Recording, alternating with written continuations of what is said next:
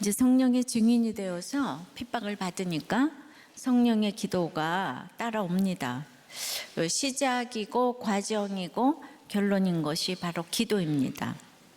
예수의 이름으로 척척 잘 되면 좋겠지만 예수의 이름으로 바로가 짠하고 망하고 세상이 짠하고 절하지 않습니다. 예수의 이름은 죄에서 구원할 자입니다. 예수의 이름으로 병도 귀신도 다 쫓아내지만 가장 많이 하는 것이 기도입니다. 성령의 기도는 요술방망이가 아니고 계속 바로에게 망신당하고 대제사장에게 위협당해도 기도하면 결국 하나님의 뜻을 이루게 하시는 기도입니다.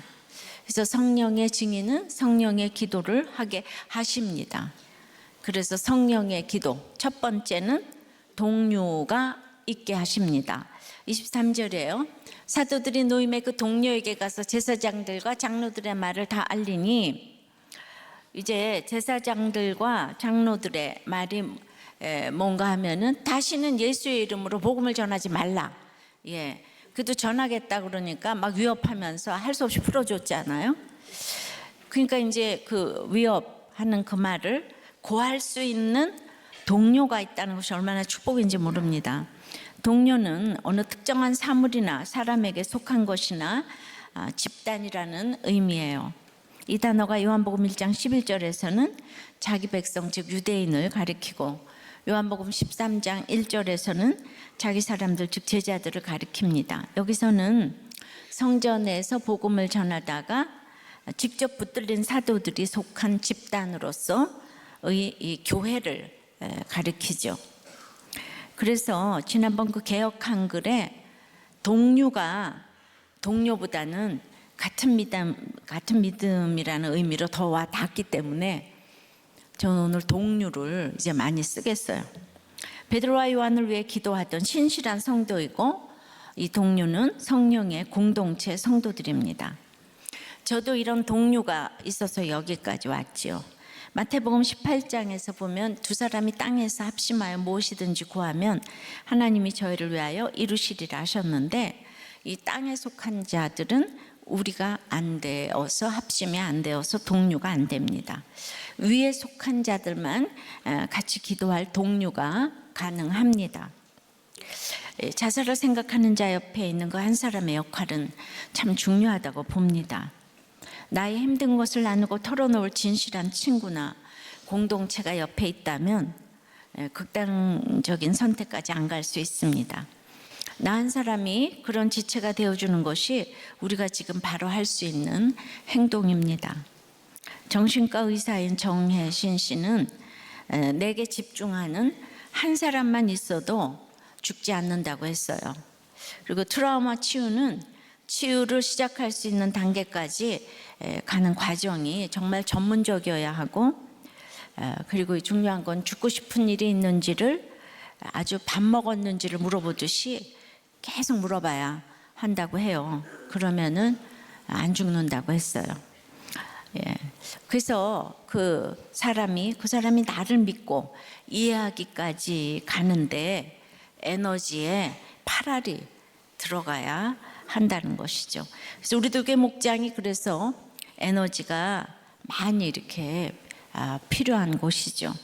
그런데 자신들이 죽음에 이르는 고통을 겪었기에 다른 사람을 집중해서 살려내고 있다고 생각합니다. 목장에서 맨날 좋은 얘기만 해줘서가 아니라 싸우고 난리치고, 그래도 끊임없이 들어주고 또 처방도 하면서 가기 때문에 정말 죽을 것 같은 사람들이 죽지 않고 있는 것을 보는 거죠.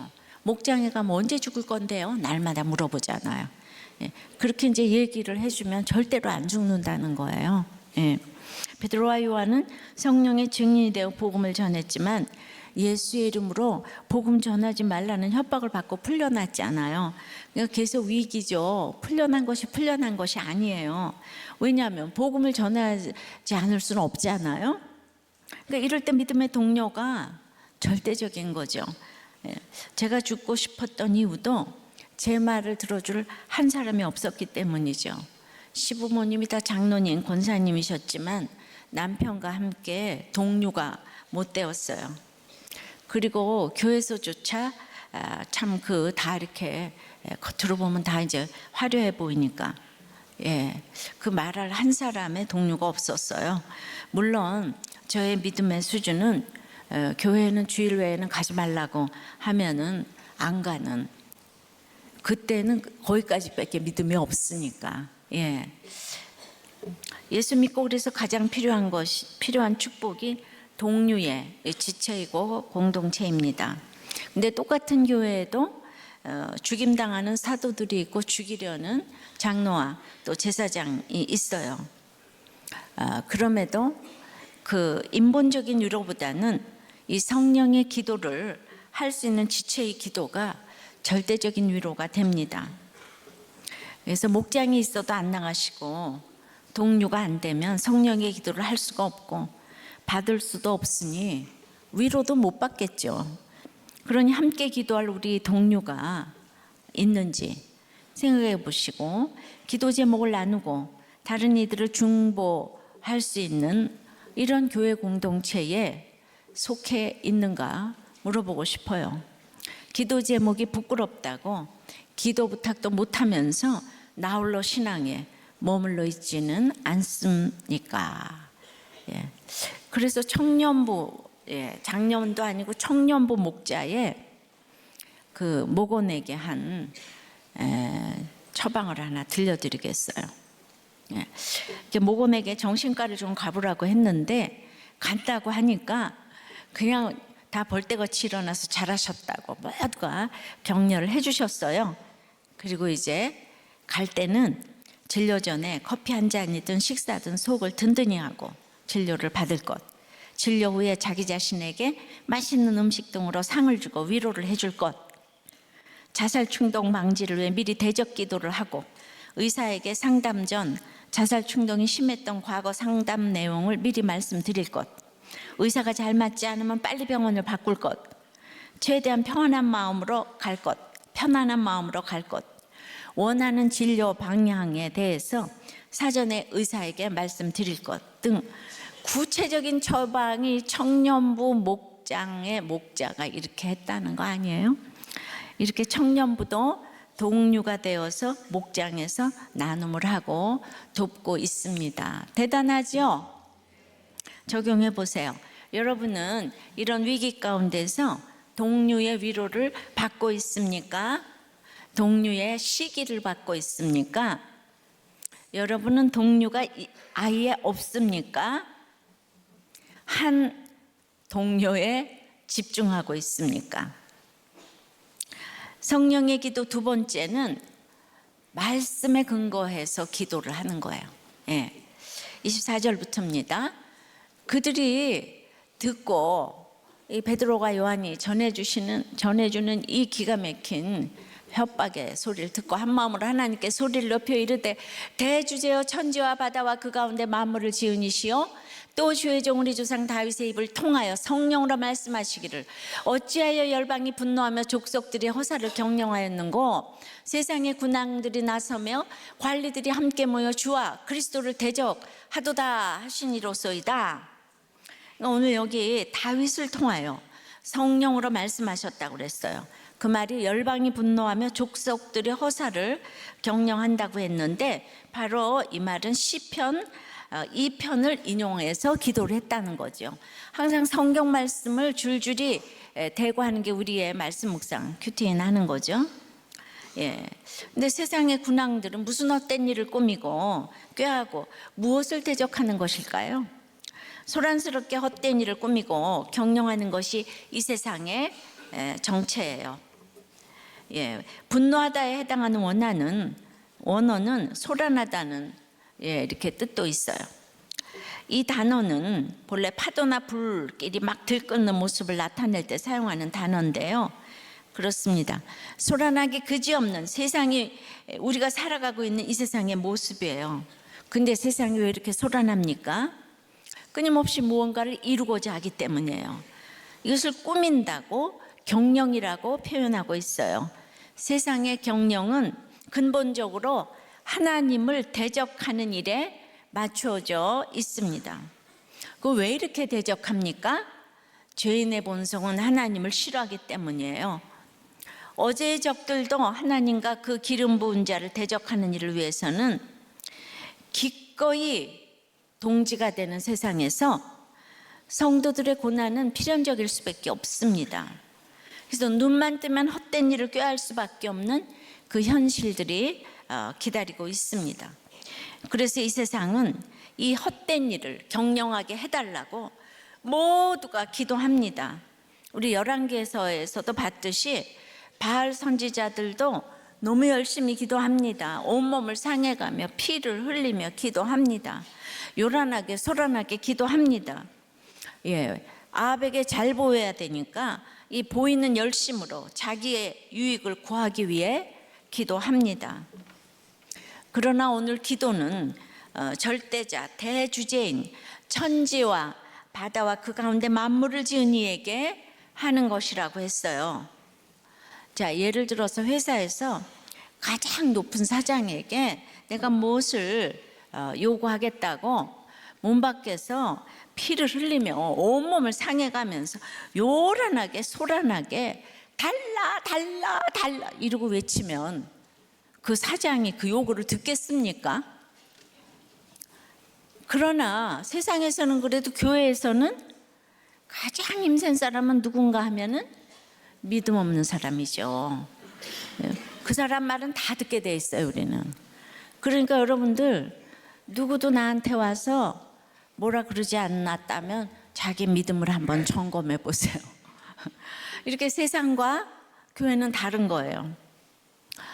근데 이제 교회에서 너무나 우리가 떼부리는 기도를 하니까 맨 처음에 이렇게 들어주시기는 하지만은 하늘에서 처음에는 웃으시다가 이렇게 비웃으시게 하면 안 된다는 거죠.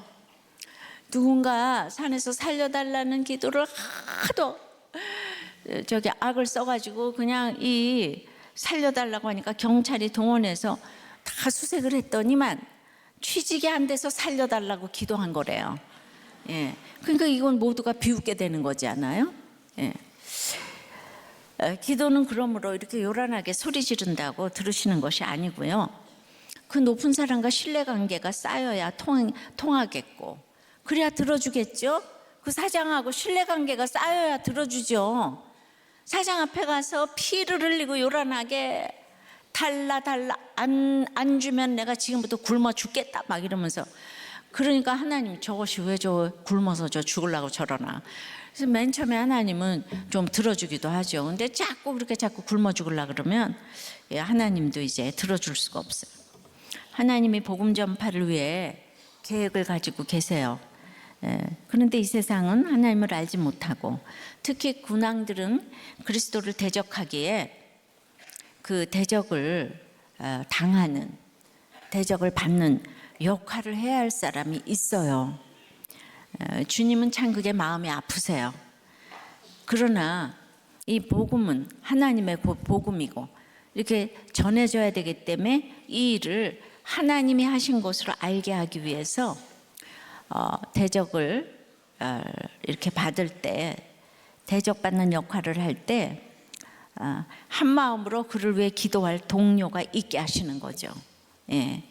그러니 우리는 누가 대적을 이렇게 받는 역할도 있고 기도하는 역할도 있잖아요. 주 안에서 동료라면 함께 한 마음으로 역할을 따지지 말고 순종을 해야 합니다. 저도 왜 이렇게 여러분들의 기도를 받는 일은 인생이 되었나. 요 밑에 나도 앉아가지고 그냥 기도하는 사람이 됐으면 좋겠는데, 그러니까 그 역할을 하나님께서 주셨으니까 순종해야 합니다. 높은 사람과 통해야 요구를 들어주듯이 하나님과 통해야 합니다. 그래서 하나님과 얼마나 친한가가 관건이에요. 그래서 하나님의 마음을 알기 위해서 먼저 그의 마음과 뜻을 알기 위해 애써야 합니다. 그러니까 이제 그것이 말씀대로 기도하는 거죠. 그래야지 하나님의 뜻을 아는 거예요. 그러니까 초대교회 성도들이 그렇게 핍박 고난 가운데서도 뜨거운 생활을 했다는, 할 수 있었던 비결을 우리는 계속 읽고 있어요. 성령을 기다리라. 그래서 기다렸더니 오순절 성령 강림이 오고 성령 충만이 와서 베드로가 성령의 설교를, 예수 그리스도 성령의 설교를 하니까 이제 성령의 선물을 주시고, 성령의 선물을 주시니까 또 성령의 공동체가 생겨서 이제 성령의 기적이 임하고 성령의 권능이 임하니까 이제 성령이 증인이 되어서 오늘 성령의 기도를 하게 되는 거예요. 사도행전 쫙 읊었어요. 여러분들도 다 외우시죠? 외우시죠? 그래서 이 제목과 대지를 여러분들이 이렇게 목장에서 나누고 하는 것들은 그러니까 설교를 하고 나서 뭔 말인지 하나도 모르는데 이렇게 자꾸 이렇게 꿰니까 여러분들이 굉장히 실력이 이렇게 늘어가는 것 같아요. 예. 근데 이제 이 성경 말씀이라고 문자적인 성경 말씀에 전적으로 의지한다기보다도 이제 이번에 우리 부서 사역을 목회자 세미나에서 세 줄 큐티를 이번에 이제 다 이렇게 알려줬는데, 이렇게 본문 구절을 하나 보고 그러면 그걸 오늘 나에게 주신 음성으로 듣고, 그리고 오늘 나에게 무엇을 적용해야 되나, 이거 세 줄 큐티인 거예요. 아이들에게 미취학, 취학. 예. 그러니까 말씀대로 이제 또 우리가 기도하는 거죠. 예. 본문 오늘 나에게 주신 음성 어떻게 적용하는가. 그러니까 대주제이신 예수님이 가신 그 길을, 또 다윗이 간 그 길, 다 고난의 길, 십자가의 길이잖아요. 감히 동료가 되어서 나도 간다니 이게 너무 기뻐요. 그러니까 믿음의 연단으로 받고 말씀을 보면은 주님이 가신 그 길, 막 이래서 우리가 이제 기뻐한 거예요. 성령을 받았기에 지금 이제 기도가 달라진 거예요. 예, 성령 받아야지 말씀이 들리니까. 성령 충만은 말씀 충만이고 진리의 성령님이시기 때문입니다. 그것은 구속사적으로 말씀이 들리지 않으면 할 수 없는 기도고, 구속사적인 것은 내가 주님을 십자가에 못 박았다고 인정하지 않으면 할 수 없는 기도가 성령의 기도예요. 그래서 말씀은 주님이고 주님의 뜻대로 기도하는 것이 말씀대로 하는 기도이고 성령의 기도입니다. 예. 그러니까 오늘 새 가족들이 등록을 하셨는데 오늘 설교가 뭔 말인지 하나도 모르겠다고. 이제 성령을 아직 이제 안 받으셨으니까. 그러니까 참 우리도 꽤 문턱이 높은 것 같아. 근데 왜 안 들리시는데 등록을 하시는가? 근데 뭐가 또 있는 것 같다고. 예, 택자라고 생각합니다. 그러니까 위협을 고했는데 듣기만 해도 놀라서 같이 걱정하고 벌벌 떨면서 모여서 회의했다 그러지 않냐고, 즉시 기도했다 그러잖아요. 예, 우린 정말 모든 어떤 그 모임마다 이렇게 정말 나눔하고 말씀으로 나눔 하지, 이렇게 회의 안건은 정말 빨리 이렇게 이제 다룹니다. 그러므로 큐티하면서 하나님을 찾는 것이 얼마나 큰 일이고, 이 성령이 임하지 않으면 우리의 모든 기도는 육적인 기도밖에 할 줄 아는 게 없어요. 뭐 달라 그 기도밖에. 그래서 제 남편이 간 날 에스겔 아내를 데려가셨기에 제가 이 대단한 에스겔도 하루아침에 아내를 데려가는구나, 말씀을 위로를 많이 받았어요. 기도도 성경 말씀대로 안 하면 그냥 모두가 모이면 신세한탄을 하게 되죠. 근데 저는 남편의 죽음을 통해 성령의 기도를 하게 되니까 확실한 사명을 받았습니다. 그런데 이게 말씀 없이 기도하게 되면 영파가 되어서 하나님의 음성을 듣는다고 어디를 가야 되는데 빨리 기도해서 동으로 갈지 서로 갈지 빨리 기도해 보라고. 엄마 아버지 장인장 뭐 다 모여서 내가 어디로 갈지 기도해 보라고. 근데 상식적으로 이렇게 말씀대로 기도하는 게 아니고 영파가 되어서 가만히 기도하는데 가라 이 음성이 보였다고, 글자가 보였다고. 이러시면 안 되는 거예요. 그러니까 성령의 기도를 하려면 하나님이 어떤 분인지 아는 게 가장 필요한 것이에요. 그러니까 사장의 마음을 인격적으로 해야지 그냥 날마다 사장이 오늘 기분이 좋대 나쁘대 건강검진 가니까 그러니까 그런 걸 알려고 하는 게 그게 영파죠. 영파. 예. 그러니까 영파가 뭔지를 몰라요. 그러니까 말씀을 모르니까 맨날 영파. 예. 그러니까 기도 받으러 다닌다 그러고 그러죠. 그래서 이 학교를 가야 될지 저 직장을 가야 될지 날마다 공동체에서 서로 나누어서 인도받는 거하고는 아주 다릅니다. 27절에 과연 헤롯과 본디오 빌라도는 이방인과 이스라엘 백성과 합세하여 하나님께서 기름 부으신 거룩한 종 예수를 거슬러 과연이라 그랬잖아요. 그러니까 내 속에서, 내 집에서, 내 교회에서 이런 일이 일어나 가지고 예수님을 대적하려고 조금 전에 24, 5, 6장에는 군왕이라 그랬고 이제 열방이라 그랬고 족속이라 그랬잖아요. 근데 27절, 8절에는 분봉왕 헤롯과 빌라도 총독이라고 구체적인 대적 세력의 이름을 적었어요. 그러니까 합동해서 이스라엘 백성과 예수님을 죽이려는 것이죠. 죽였죠. 예수 믿는 사람들 자체도 평소에는 사두개파, 바리새파가 원수이다가 예수님을 죽이는 일에는 그냥 딱 하나가 되는 거예요. 정치가 또 그렇죠. 그래서 어제의 친구가 오늘의 적이고 오늘의 적이 내일의 원수고. 28절 하나님의 권능과 뜻대로 이루려고 예정하신 그것을 행하려고 이 성에 모였나이다. 그러니까 이 대적 세력들이 예수님을 죽인 것은 예정하신 것이래요. 사람이 자기 의지를 갖고 하나님께 거역하는 것처럼 보일지라도 결국은 이것은 하나님의 섭리라는 거죠. 그렇다면 거꾸로 겉으로는 세상의 방해 때문에 내가 다 실패한 듯이 보이는 나의 신앙생활도 실은 지금 하나님께서 승리로 이끌고 계시다는 것을 믿으시면 안 될까요? 아멘? 네. 그 실패가 없어 택자는 그게 전부 다 구속사를 이끌고 계시는 하나의 그런 어떤 단계에 있는 거죠. 하나님은 구원받을 성도도 예정하시고 그 구원을 이룰 십자가 사건도 예정하신 거예요. 내가 받을 십자가도 다 예정하셨어요. 지나고 나서 보면. 근데 하나님은 사람에게 자유의지라는 걸 주셨어요. 하나님이 작정하신 구속사를 이루도록 그들의 타락한 자유의지를 허용하셔서 이 메시아를 대적하는 것을 허용하셨다는 거예요. 그러니까 하나님이 그렇다고 악인들의 마음을 충동질한 건 절대로 아니에요. 근데 이 말이 세상에서는 이해가 안 되죠. 그래서 택자에게는 어떤 것도 지나고 보면 구속사를 이루는 수단이 되는 거죠. 근데 처음부터 이걸 믿고 말씀의 기도, 성령의 기도를 하면 얼마나 좋겠습니까?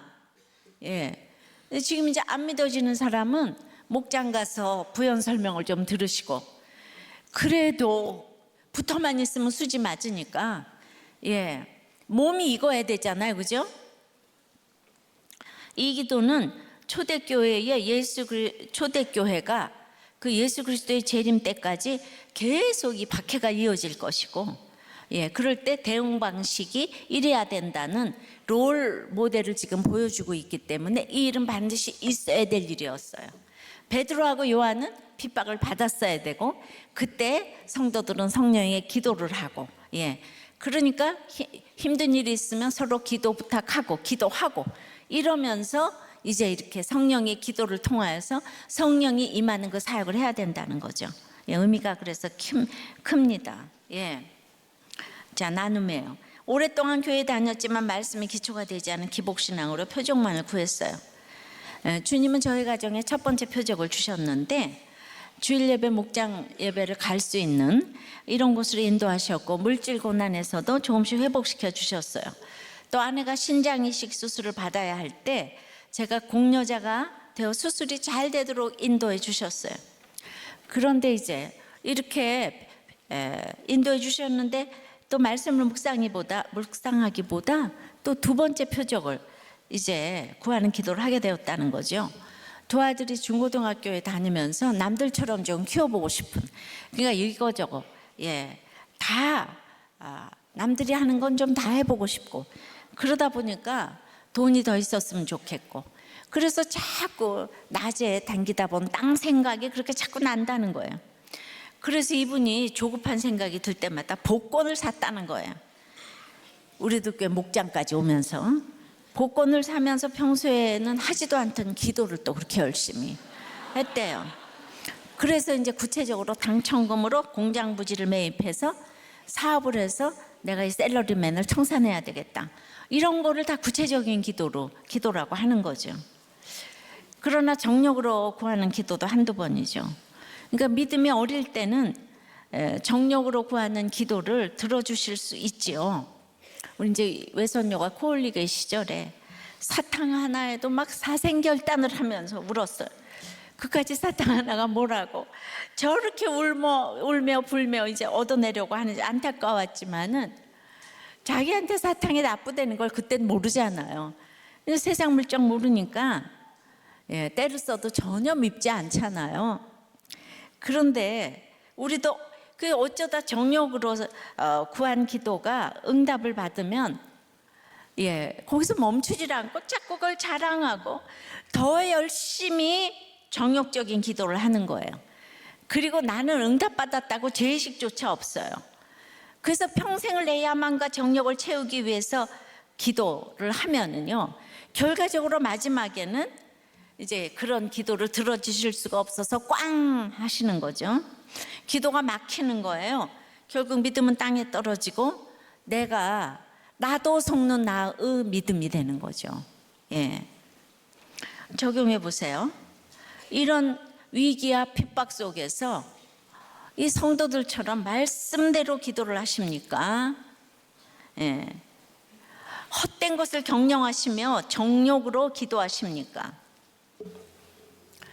자, 핍박 당하는 역할을 맡았어요. 핍박하는 역할을 맡았어요. 이거는 여러분도 대답해야지만 상대방한테 물어보는 게 좀 더 정확하지 않을까 이렇게 싶어요. 그리고 이제 복권 사봤어요? 점집에 가봤어요? 오늘의 운세 봐요? 좀 나눠봐요. 성령의 기도 세 번째는 담대한 복음 증거를 위하여 기도합니다.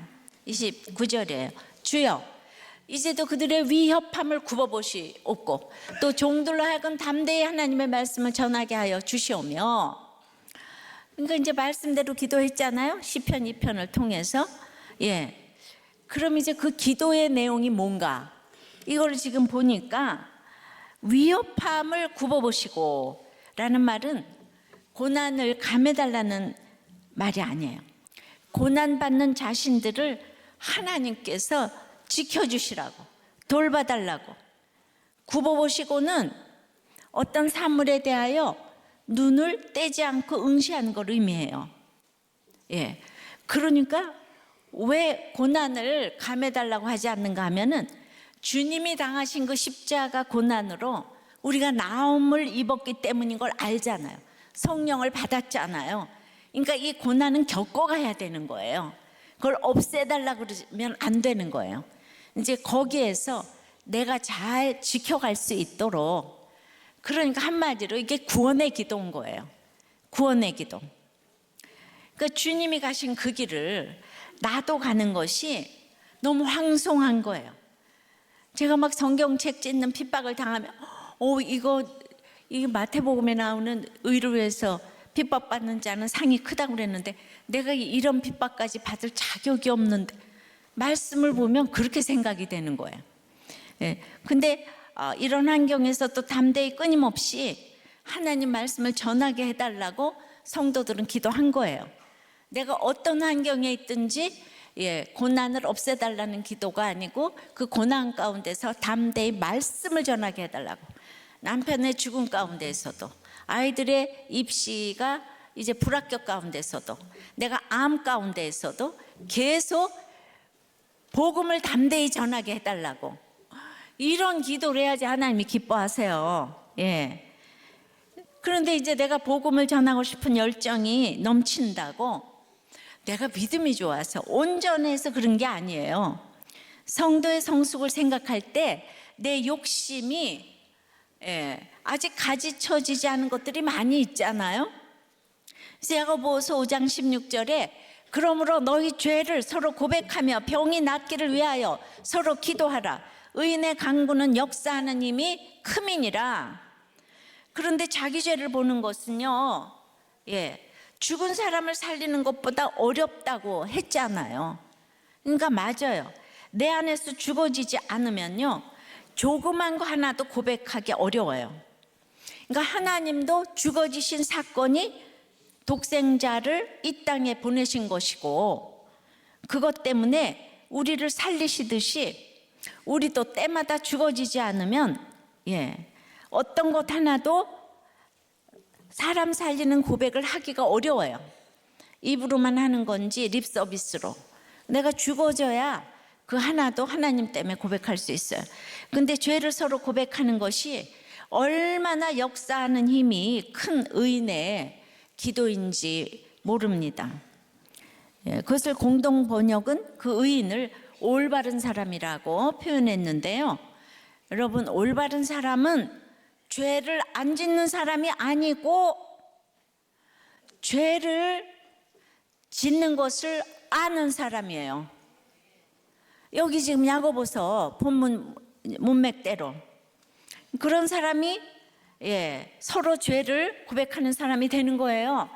제가 하나님의 영광에 이를 때까지 저도 죄를 계속 이제 씻어 가야지 되는 거예요. 날마다 세수하잖아요, 그죠? 그러니까 내가 세수를 금세 하고 안 하고 때문에 뭐 죽고 살고는 아니에요. 그렇지만은 날마다 거룩하고 깨끗해져 가는 것처럼 그러므로 제가 천국 가는 그날까지 저도 고백해야 될 죄가 있습니다. 그래서 서로 죄를 고백하며 병이 낫기를 기도하는 것이 의인이래잖아요. 그냥 어떻게 죄가 없는 사람이 의인이 될 수가 있어요. 당연히 이 죄 고백이 필수인 거죠. 우리들 교회가 프로그램도 이벤트도 없고 조용한 것 같지만 이렇게 서로 죄를 고백하니까 올바른 사람들이 많아서 역사하는 힘이 얼마나 큰지를 이번 목욕탕 세미나에서 여실히 보여주셨습니다. 이제 이틀은 제가 간증하고 이틀은 큐티의 열매인 성도 여러분들의 큐티 간증 설교, 간증 페스티벌, 또 목욕탕 세미나를 거친 여러 패널들의 토의와 또 이제 부서 사역자들의 또 이제 공개와 또 이 치리 콘서트 등을 보여드렸어요. 모든 것이 말씀대로이고 복음을 전하기 위한 여러분들의 한마음의 성령의 기도가 있었기에 가능한 일이었습니다. 감사합니다. 수고하셨어요. 꾸벅.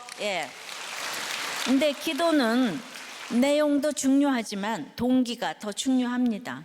하나님의 말씀을 담대히 전하기 위해 여러 가지 위협을 보시고 그 위협을 굽어보시고, 그러니까 위협을 없애달라는 기도가 아니고 굽어보시고 그 위협에서 복음을 담대하게 전하게 해달라는 그 기도가 얼마나 주님 마음에 합당하겠습니까?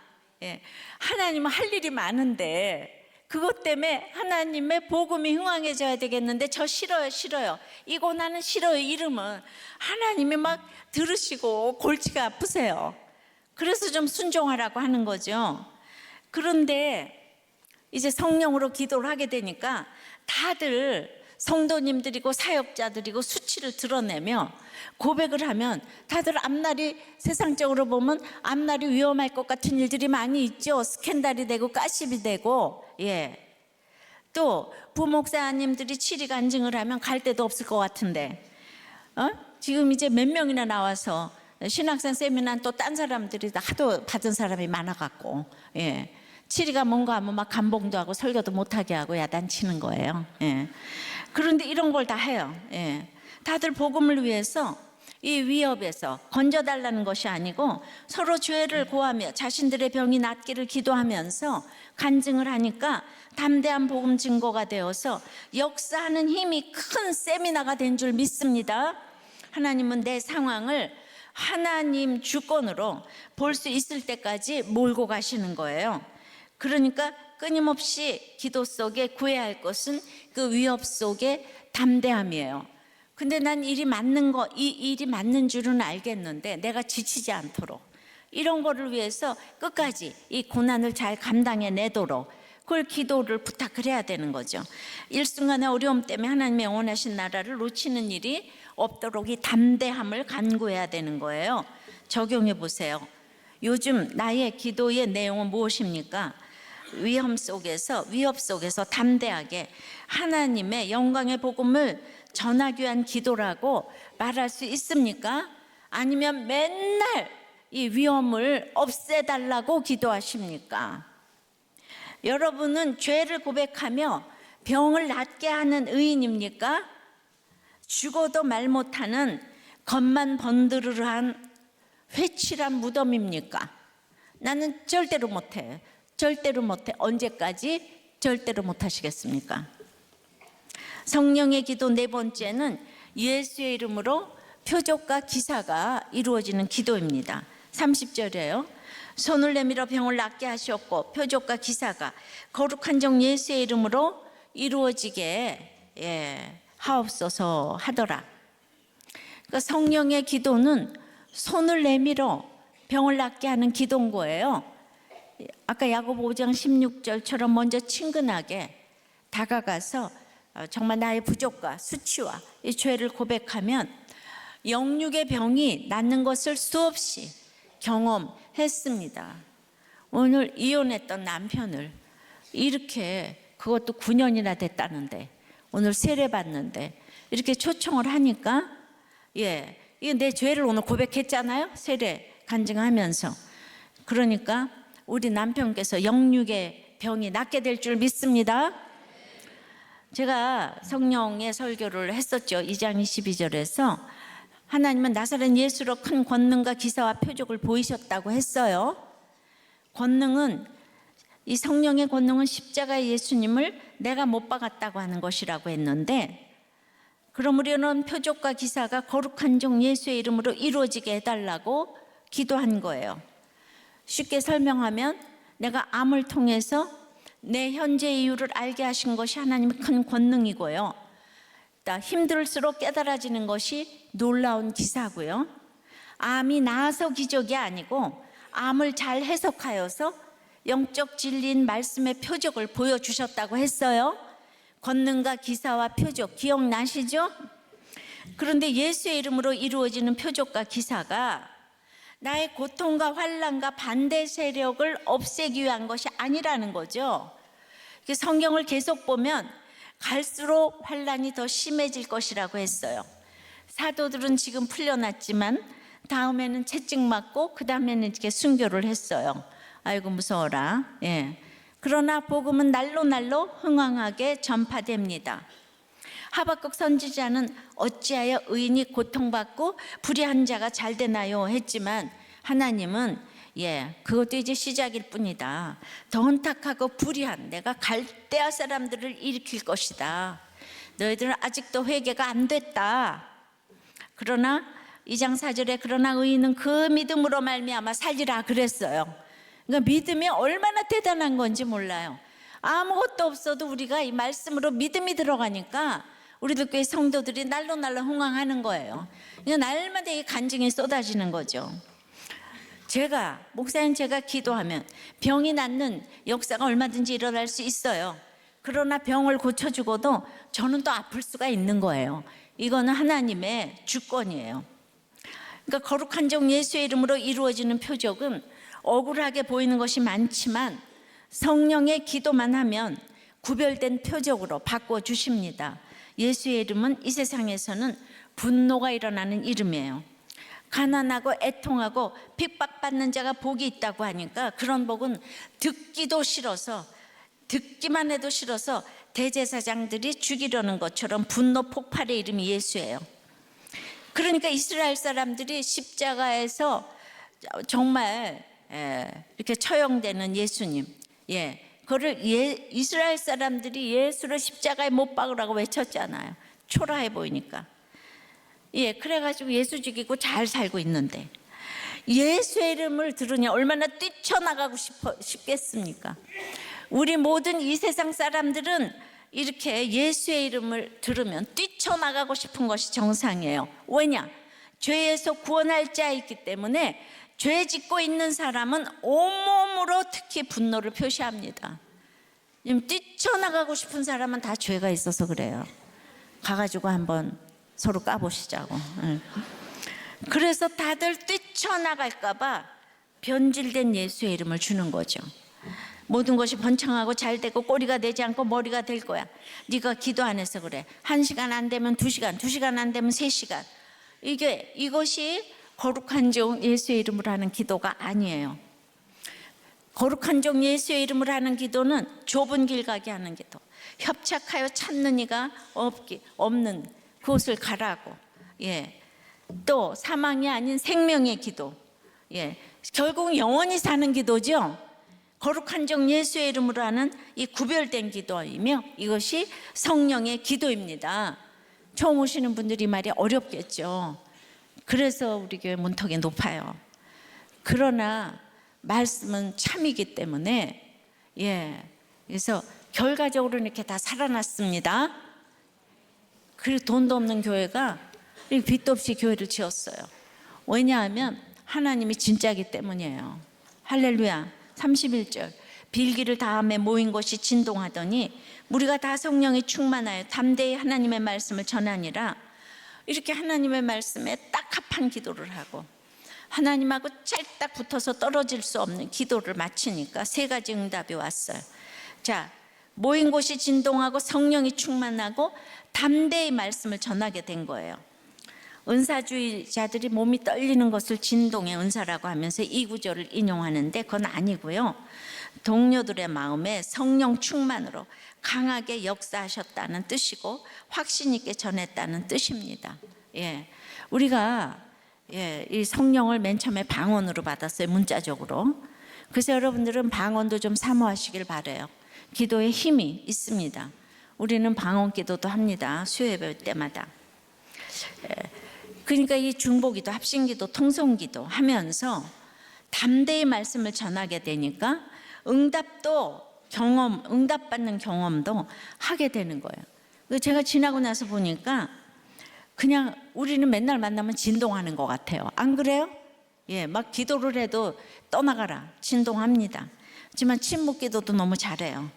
그래서 우리가 다 성령 충만하니까 말씀으로 기도를 하고 동료가 있게 하시고 담대하게 그리고 정력적인 기도를 안 하고 이렇게 말씀대로 십자가의 기도를 하니까 확신 있게 전하게 해주셔서 여기까지 오게 하신 줄을 믿습니다.